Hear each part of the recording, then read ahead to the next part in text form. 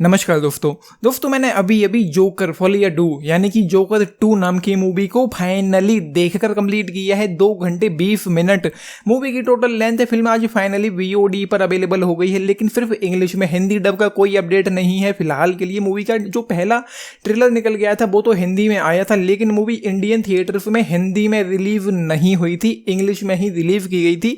मैंने आज इसको इंग्लिश में ही देखा है। And to be honest, negative word of mouth and 50% IMDb rating के बावजूद पता नहीं क्यों मैं इस मूवी को देखने के लिए एक्साइटेड था। And let me tell you दोस्तों, there is actually nothing going on here.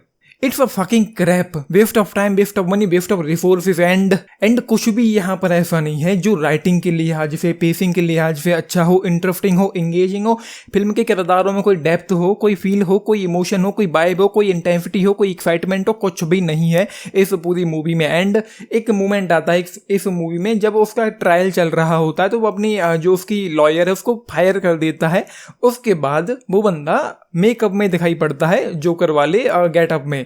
उसके पहले तक वो जब भी जोकर वाले गेटअप में दिखाई पड़ता है वो ड्रीम सीक्वेंस या इमेजिनेशन ही था, कुछ भी नहीं हो रहा था। बहुत चीज़ें यहाँ पर इस फिल्म में यूं होती हैं कि जो पिछली मूवी में उसने जो कत्ल किए थे उनकी वजह से वो अब आर्खम स्टेट हॉस्पिटल में कैद है।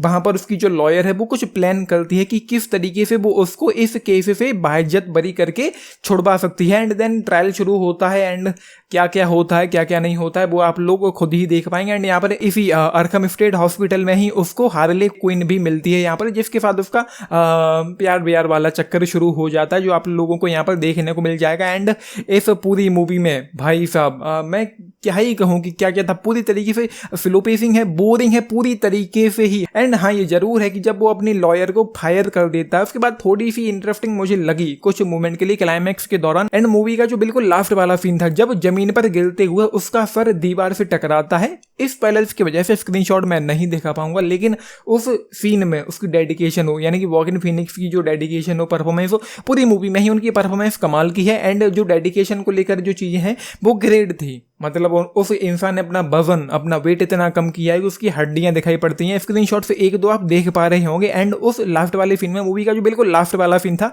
जो सर दीवार से टकराता है, वो मुझे कुछ काफी अच्छा लगा। एंड इस मूवी के बारे में मैं कहना चाहता हूँ, जो पहली मूवी थी शायद 50 या 70 मिलियन डॉलर के बजट पर बनी थी एंड 1000 मिलियन डॉलर यानी कि 1 बिलियन डॉलर वो मूवी कमा के ले गई थी। एंड इंडिया में एक कहावत है कि पैसे को देखकर लोग जो हैं वो बौरा जाते हैं, फटिया जाते हैं। वही इस मूवी के साथ भी हुआ है। शायद वार्नर ब्रदर्स वाले ये सोच रहे होंगे भाई 70 मिलियन डॉलर के बजट पे हमने 1000 मिलियन डॉलर छाप लिए हैं तो क्यों ना आगे भी कंटिन्यू किया जाए और थोड़ी छपाई करें।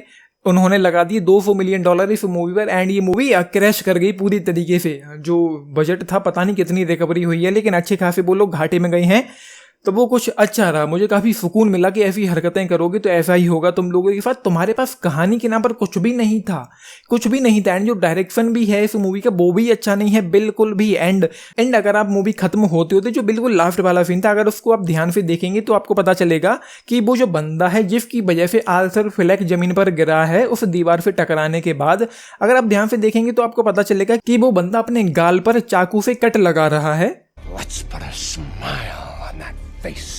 वो वही चाकू था जो उसने कुछ देर पहले ही इस्तेमाल किया था। तो हाँ, वो शॉट मुझे कुछ अच्छा सा लगा, उसमें कुछ बात थी। अब अगर आपने क्रिस्टोफर नोलन की द डार्क नाइट देखी होगी तो उसमें हमको नहीं पता है वास्तव में कि उसको हीथ लेजर का जो जोकर था उसको वो जख्म कैसे मिले। हर बार वो अपनी एक नई कहानी सुनाता है उन जख्मों के पीछे की और कहता है you wanna know how I got these scars.